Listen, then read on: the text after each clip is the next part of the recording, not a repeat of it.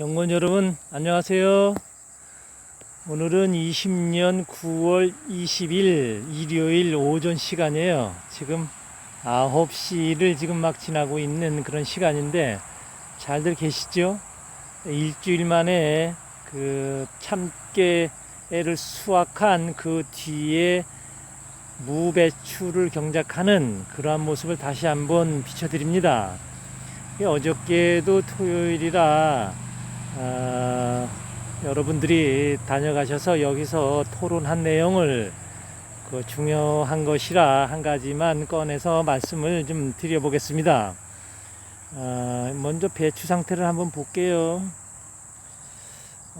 먼저 주보다는 지금 한 3, 4 이파리 정도, 한 5개 정도가 일주일 만에 한 5 이파리 정도가 나왔죠. 거의 뭐 하루에 한 이파리 정도는 자라는 것 같아요. 여러분, 연구원 여러분들 김장 무배추 밭하고 한번 비교도 한번 해 보시면서 보시면 좋을 것 같아요. 질소질이었어요. 어제 공부한 것은 이 밭에는 지금 아무것도 안 한 상태, 즉 참깨를 수확하고 나서 그냥 무와 배추를 심어 놓은, 그리고 올해는 다행스럽게 또 비가 좀 자주 오는 관계로 물도 안 주고 또한 비료나 퇴비차까지도 주지 않고 그냥 여기는 재배를 하고 있는 그러한 곳이에요. 근데 지금까지는 아주 상황이 좋으니까 여러분도 이것을 한번 참고해서 한번 연구해 보시길 바랍니다. 무도 좀 꽤 많이 컸군요. 이렇게 질소질이었죠. 질소질. 여러분들은 화학 비료에 굉장히 많이 사용을 많이 하고 화학 비료를 주면 굉장히 잘 자라는 것을 볼 수 있어요. 그런데 우리는 화학 비료 요소 이런 것에 대한 것을 우리는 지금 자세하게 몰랐어요. 그래서 그 부분에 하나를 제가 좀 말씀을 좀 드리겠습니다. 화학 비료가 처음에 등장했던 곳으로다가 한번 이동을 한번 해보죠. 그래서 그때 당시에는 아주 소량을 써도 어떠한 농작물이든 굉장히 잘 되고 염음도 굉장히 좋고 다 수확을 하는 지름길이었죠. 그래서 지금도 물론 많이 쓰게 되면 여러 가지 증상이 나타나는데 그 당시에는 더 심각하게 나타났어요. 지금은 그 당시에 썼던 사용하던 그러한 양을 지금 시비해서는 농사가 거의 안 되죠. 즉 예전에 평당 예를 드는 것입니다. 평당 1kg면 다 수확을 할 수 있는 아주 농사가 잘 되는 그런 예가 있었다. 그렇다 그러면 지금 몇십 년이 지난 지금은 어떠한가? 똑같은 양의 화학 비료를 썼을 경우 가당치도 않다. 그러면 지금 어느 정도가 됐나? 많게는 지금 30배까지 늘어났죠. 보통 그 전에 화학 비료가 등장했을 당시보다는 거의 10배는 늘어났어요. 그래서 물론 그때보다는 지금 수확량이 많죠. 그러면 그 화학 비료의 덕도 있지만 화학 농약의 등장이에요. 그래서 그런 걸로다가 카바를 하면서 많은 수확량을 지금 하고 있고 아주 보기 좋은 그러한 농산물을 생산하고 있죠. 자, 그런데 한번 우리가 자세히 한번 더 들여다보면 농부의 입장에서 화학 비료를 뿌렸는데, 즉 질소질을 놓아줬는데 이 농작물이 지금 잘 자란다. 그것은 물론 화학 비료가 들어갔기 때문에 그것으로 인해서 잘 된다는 맞습니다. 그렇지만 그것이 100% 식물이 먹는 것은 아니죠. 먹을 수도 없고요. 자, 그렇다면 그건 무엇인가? 불순물이죠.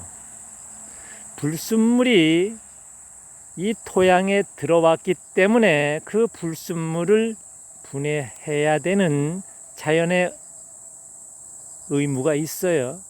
그래서 그 토양은 그 질소질이 들어오게 되면 그것을 분해하는 그 능력을 발휘하죠.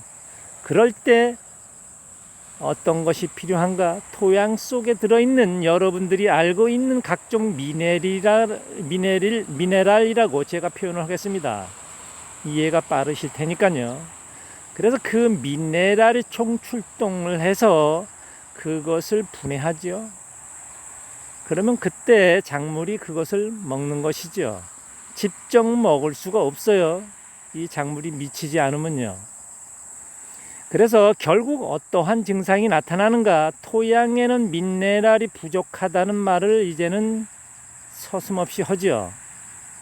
그게 정답은 아닙니다, 사실은. 그렇지만 여러분들이 이렇게 이야기를 해야 정확하게 전달되기 때문에 이렇게 이야기를 합니다. 즉 이제는 토양 속에 미네랄이 이제는 부족하다.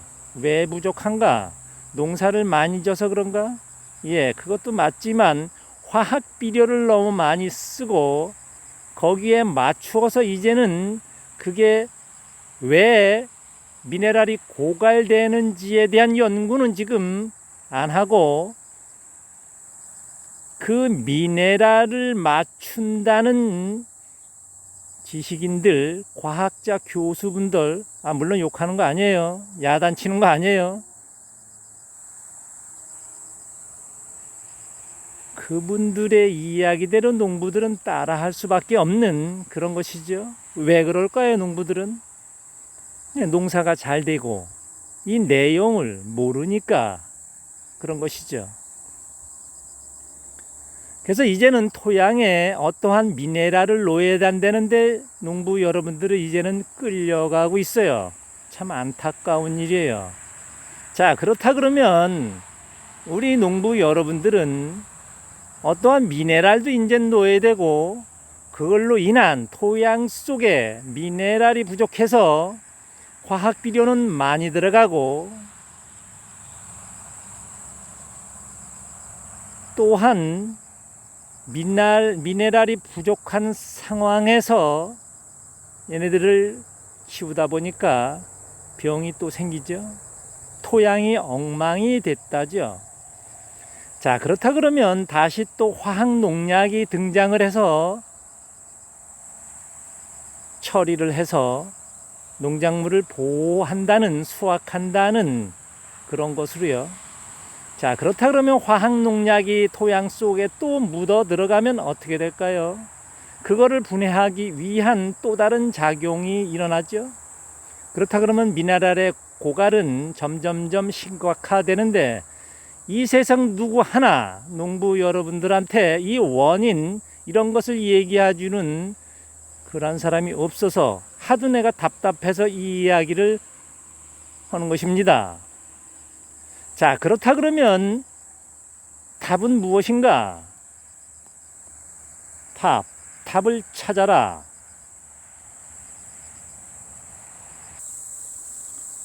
바로 이것이죠. 여러분들한테 몇 년 전서부터 고온, 건불, 발효 퇴비에 대한 것을 계속 보내드렸어요.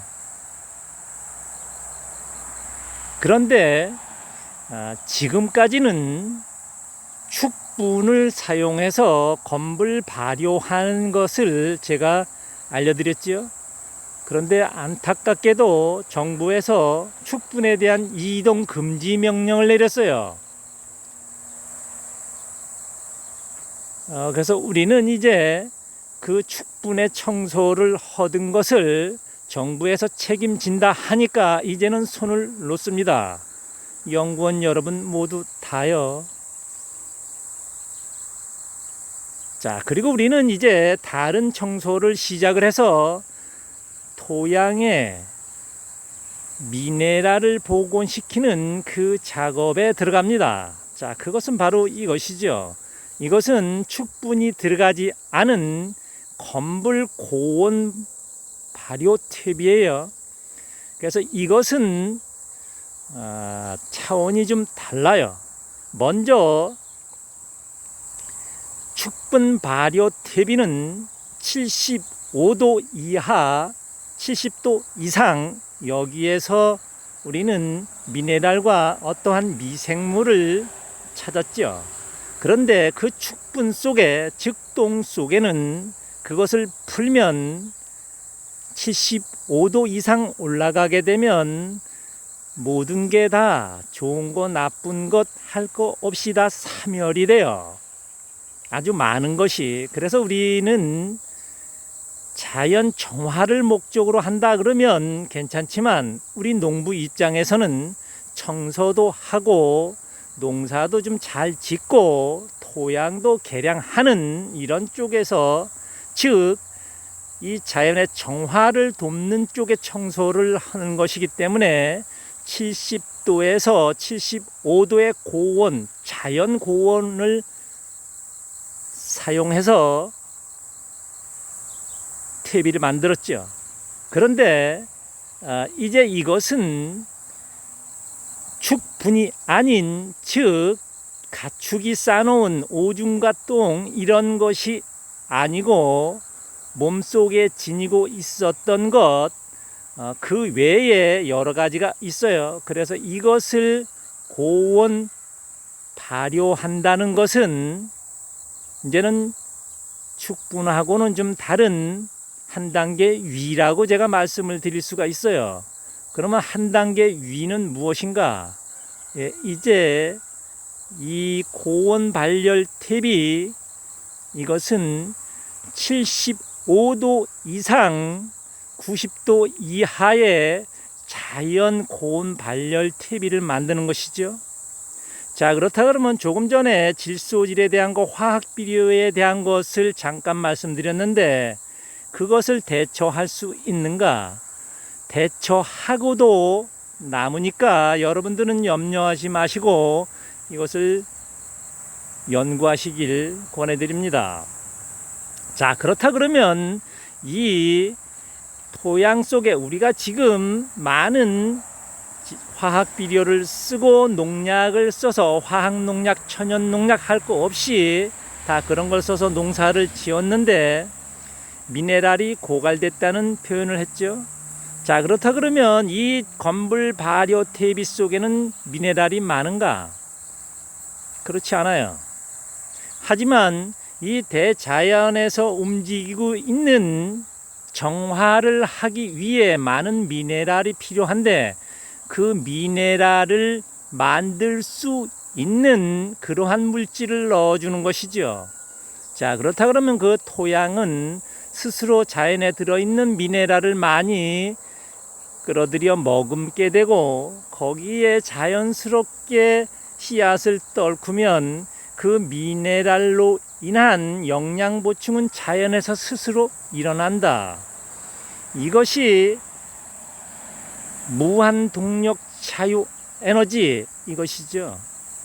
그래서 먼저도 건불 발효 퇴비 속에 축분을 사용하는 것, 이것을 발표하면서도 융합이라는 얘기를 했어요. 물론 이 건불 하나 갖고는 자기 스스로 내는 열이 한계가 있죠. 그래서 우리는 그것을 알았기 때문에 여러 가지를 섞어서 물번식하는, 모든 생명은 물번식한다를 기준 삼아서 물을 맞추어서 물먹이길 잘한 다음 여러 가지를 융합시켜서 고온 건불 발효 퇴비를 만들어서 사용을 했더니 이렇게 농사가 참 잘 됐어요. 그리고 토양 개량이 됐고요. 그래서 앞으로는 이제 연구원 여러분들은 축분이 아닌 이러한 천연 미네랄을 만드는 것이 아니라, 직접 만드는 것이 아니라 자연에 있는 천연 미네랄을 끌어들이는 이것을 하세요. 농부 여러분들은 이제 이렇게 손쉽게 할 수 있는 방법이 있지. 어떠한 과학자나 지식인들이 만들어 놓은 어떠한 미네랄 이것이 좋다고 그래. 물론 즉시 효과는 있지만 여러분들은 거기에 매여서 묶여서 꼼짝 못하고 계속 사다가 쓰지 않으면 안 되는 이러한 지경에 이릅니다. 자, 거기서 벗어나려면 여러분들은 스스로 자연에 버려지는 여러 가지 물질을 융합하는 기술을 빨리 습득하시길 바랍니다. 그것이 우리 농업의 답이라고 저는 감히 말씀을 드리겠습니다. 여기는 다음 세대를 위한 농사업을 하고 있는 이장집입니다. 감사합니다.